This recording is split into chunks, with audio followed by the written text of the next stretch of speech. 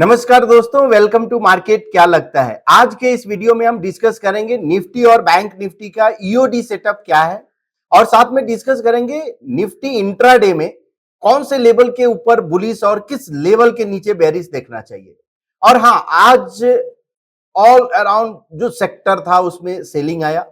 कल के वीडियो में हम निफ्टी 500 का जब ब्रेथ डिस्कस कर रहे थे तो वहां पे इंडिकेट किया था कि पॉसिबल ये एक्सट्रीम जोन में है, यानी एग्जॉशन हो सकता है, यहां से एक सेल ऑफ आए, जो कि वो सेल ऑफ हो सकता है कि हेल्दी हो, हेल्दी करेक्शन जिसको हम बोलते हैं।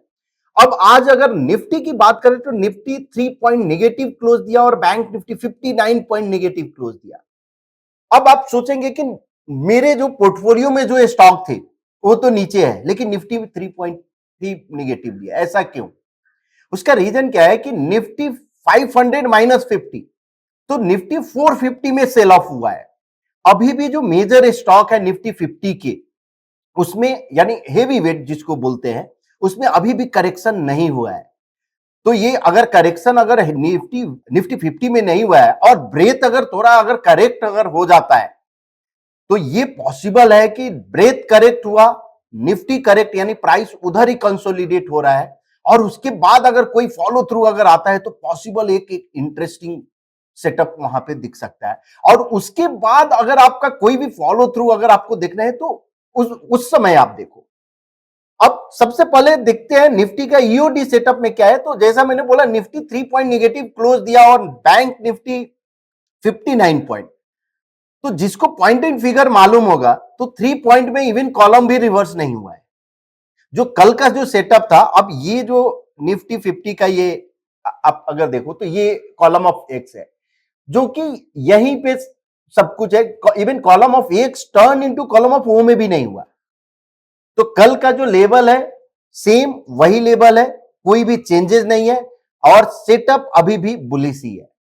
अब देखते हैं निफ्टी बैंक का। तो निफ्टी बैंक भी यही 45 डिग्री ट्रेंड लाइन पे रेजिस्टेंस लिया। कल यहां पे भी इंडिकेट किया था कि ये एक एरिया है जहां पॉसिबल इस लाइन को रेजिस्टेंस ले और वहां से एक सेल ऑफ दिखे। तो हाँ, थोड़ा सेल ऑफ तो जरूर दिखा है। अब ये रेजिस्टेंस अगर ब्रेक करता है तो ये पॉसिबल हो सकता है कि फिर से एक बाई साइड आपको मिले, लेकिन जब तक यहां एक फॉलो थ्रू नहीं आता है तब तक एक और ट्रेंड में जो है ना स्ट्रेंथ, यानी एक जो कंटिन्यूएशन बाइंग जिसको बोलते हैं, वो अभी यहां पे एक जरूर थोड़ा पॉज दिख रहा है। सो बैंक निफ्टी में भी सेटअप अभी भी बुलिश ही है। अब निफ्टी का इंट्राडे का अगर हम सेटअप देखें, सबसे पहले सेटअप देखते हैं। तो इंट्राडे सेटअप में क्या है, अभी भी बुलिश है निफ्टी। ईओडी सेटअप बुलिश है, इंट्राडे सेटअप बुलिश है। अब ये बेरिश सेटअप कब होगा, यानी प्रीवियस टू एंकर के नीचे, यानी ये जो एंकर पॉइंट जो आपको दिख रहा है प्रीवियस एंकर, इस एंकर पॉइंट के अगर नीचे अगर आता है तो पॉसिबल आपको दिख सकता है बेरिश। तो सेटअप यहां से बेरिश होगा और वो लेवल है 19,940।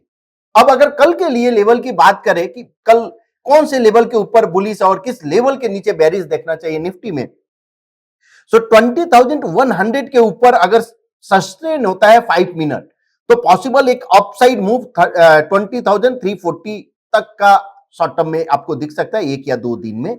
अगर 20,000 के नीचे अगर सस्टेन होना शुरू हुआ कल के लिए तो पॉसिबल एक डाउन साइड, यानी जो ये जो लेवल बोले 19,940, वो एक सपोर्ट लेगा और उसको अगर ब्रिज करता है तो 860 और 760 आपको दिख सकता है। ये दोनों काउंट आपको दिख सकता है। तो इस पे आप नजर रखिए, जो बुलिश और बेरिश लेवल जो मैंने बोला है उस पे आप नजर रखिए।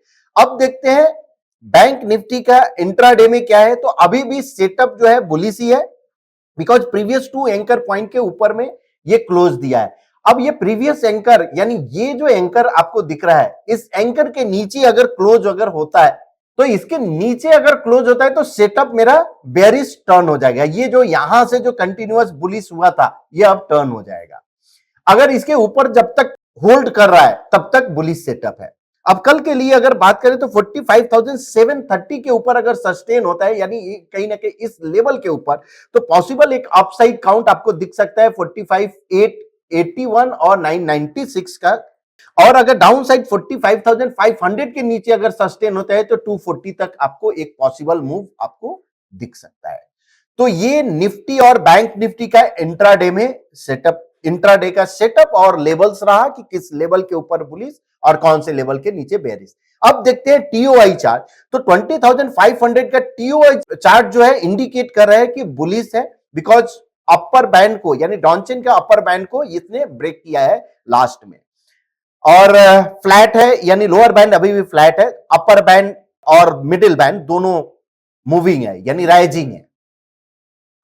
अब अगर आप बात करेंगे यहां पे, जैसे कल जो है एक क्लीन सेटअप था जो कि आप 20,000 का आप लगाए होंगे, तो वहां पे वन साइड मूव था। आज एक 944 के बाद आपको इंडिकेशन है कि एक सेल ऑफ आ सकता है, और वो sell off strong sell off था कंटिन्यूअस। ये कहां तक आया 10:32 यानी ऑलमोस्ट 1 आवर ये सेल ऑफ था। ये अगर आप यहां से लेकर यहां तक आप देखोगे तो ये निफ्टी में ये सेल ऑफ था। उसके बाद एक बाइंग आया और ये फिर से एक सेल ऑफ आया। तो सॉर्ट ऑफ ये जो फेज था साइडवेज फेज था, कुछ भी इधर मूवमेंट नहीं। और आप आज के चार्ट पे भी आप देख सकते हो। तो इस तरह का भी टीओआई में ऐसा नहीं है कि हमेशा आपको ट्रेंडिंग मूव ही मिले, ये साइडवेज मूव भी मिलेगा।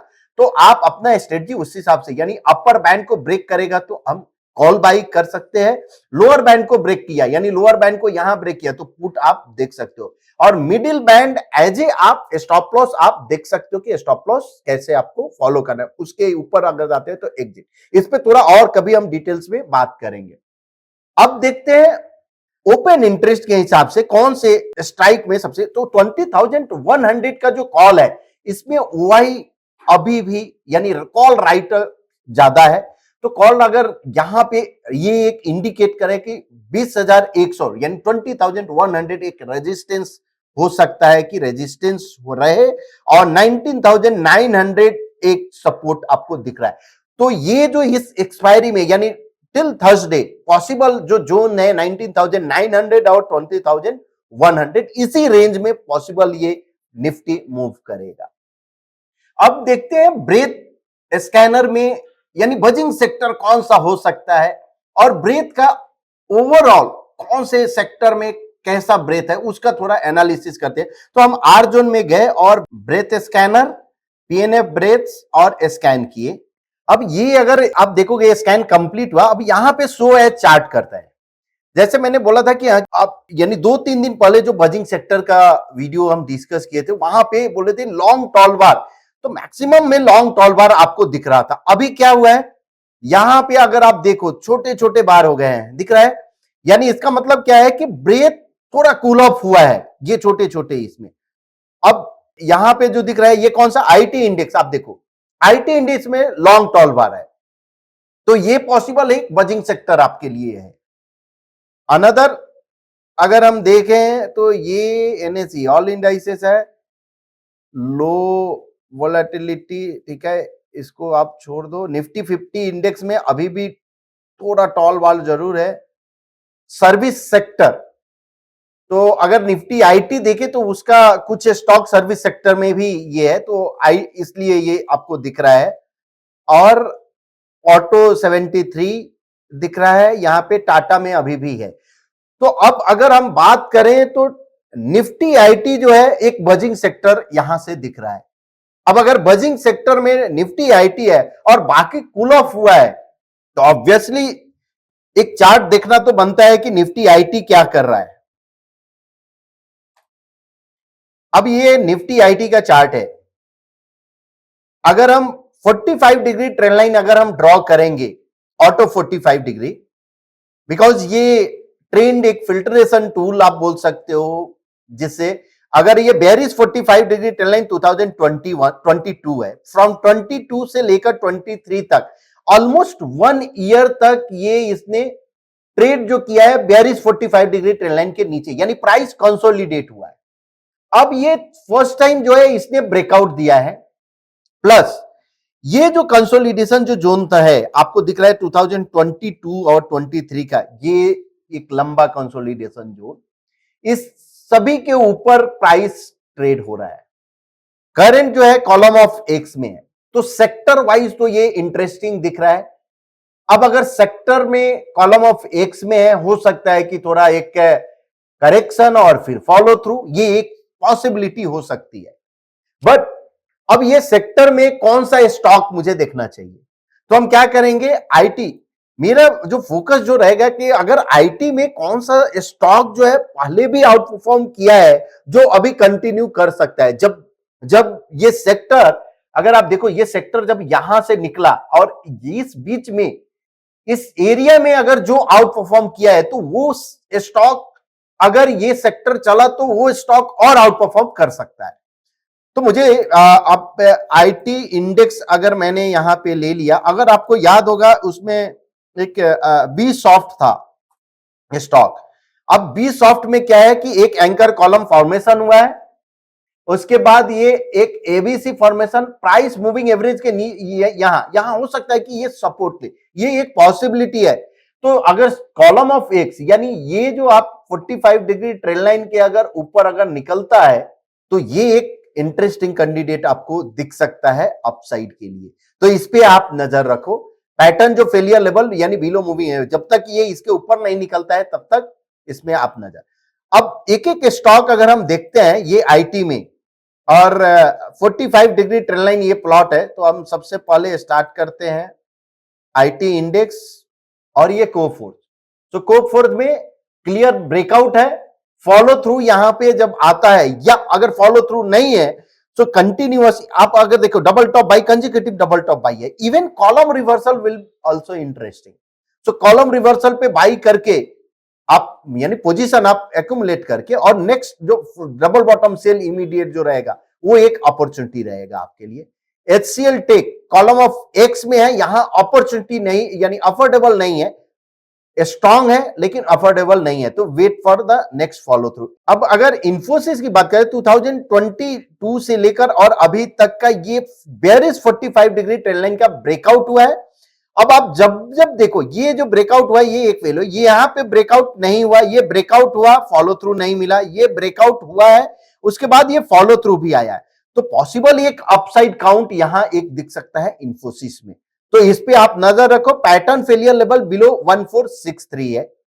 नेक्स्ट जो है एलटीआईएम, ये एक वन ऑफ आउट परफॉर्मर है, फॉलो थ्रू, बिकॉज यहां पे अपॉर्चुनिटी अफोर्डेबल नहीं है। अगर आप लेते हो यहां पे तो आपको डबल बॉटम से लिया, इवन आईपोल भी आपको स्टॉप लॉस बड़ा होगा, तो wait for the next follow through.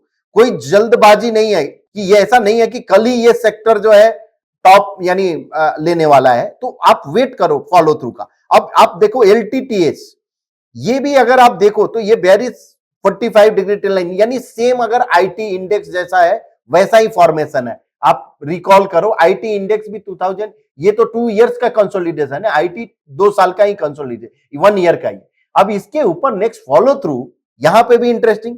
अब अगर आपने मिस किया ये डबल टॉप बाई यानी 4400 के ऊपर, और 44 के बाद 4650 अगर हो गया है, अगर हम बात करें तो 4650 ये आपने मिस किया, तो नेक्स्ट जो फॉलो थ्रू है उस पे आप नजर रखो।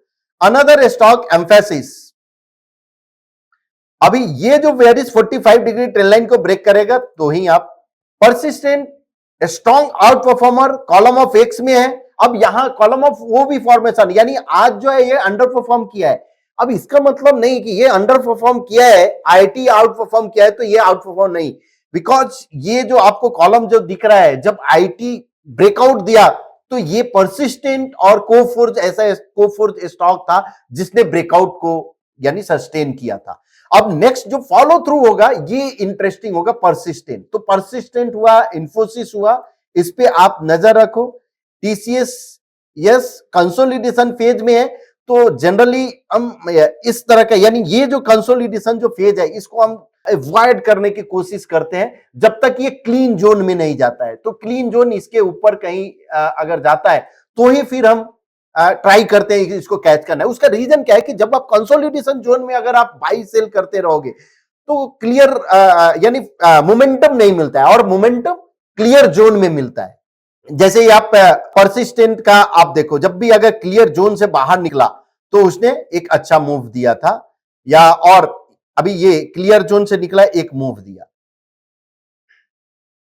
टेक महिंद्रा अभी भी इसमें थोड़ा टाइम जरूर लग सकता है, तो इसको हम वेट करेंगे। विप्रो में ये कंसोलिडेशन अब ये फॉलो थ्रू मिल रहा है और ऐसे भी ये थोड़ा स्लो मूवर है विप्रो। तो मेरे लिए अगर आईटी का पूरा हम देखें जो आईटी इंडेक्स, तो उसमें इंफोसिस और परसिस्टेंट और एक और जो बी सॉफ्ट, ये तीनों स्टॉक पे आप नजर रखिए। आईटी अगर चला तो पॉसिबल इसमें आपको एक बढ़िया मूव मिल सकता है। होप आपको ये वीडियो पसंद आ रहा होगा, तो प्लीज शेयर कीजिए, लाइक कीजिए एंड सब्सक्राइब कीजिए और हाँ, कमेंट जरूर कीजिए। कल फिर मिलते हैं। Thank you so much.